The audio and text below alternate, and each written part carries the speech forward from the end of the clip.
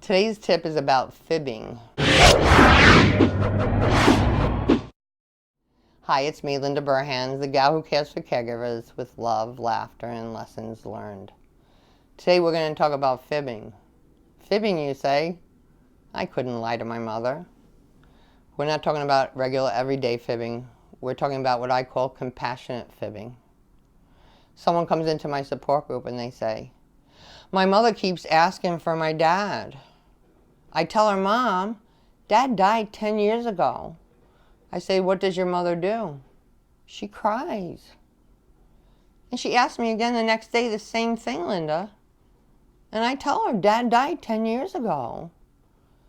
I said, what does she do? She cries.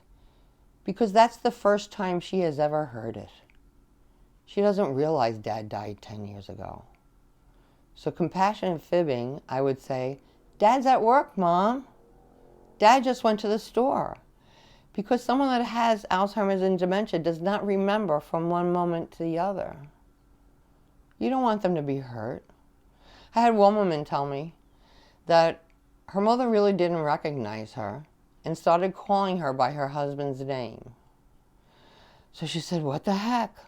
So I went out, I put on a t-shirt, and I wore a baseball cap all the time when I was over there. And so she called me Dave. I didn't care what she called me. I just wanted her to be okay. I just wanted her to be comfortable. There are no rules in this game. The most important rule, well, there is a rule, is to be kind, is to be compassionate. So if you tell your loved one something different that really isn't the reality, but it's something that makes them feel better, that'll work. I'll give you an example of another one. So my mom lived in an independent community. No one was going into her apartment.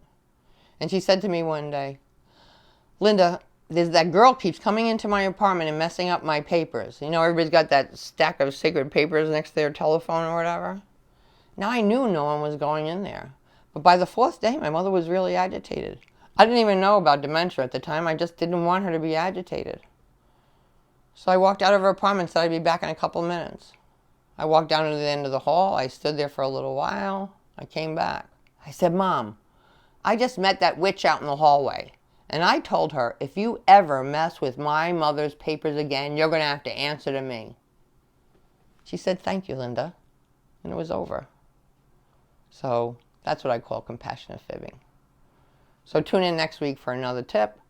Subscribe to our YouTube channel. Subscribe to our podcast on iTunes. Go to lindaburhans.com. Be kind to yourself and have a delicious day.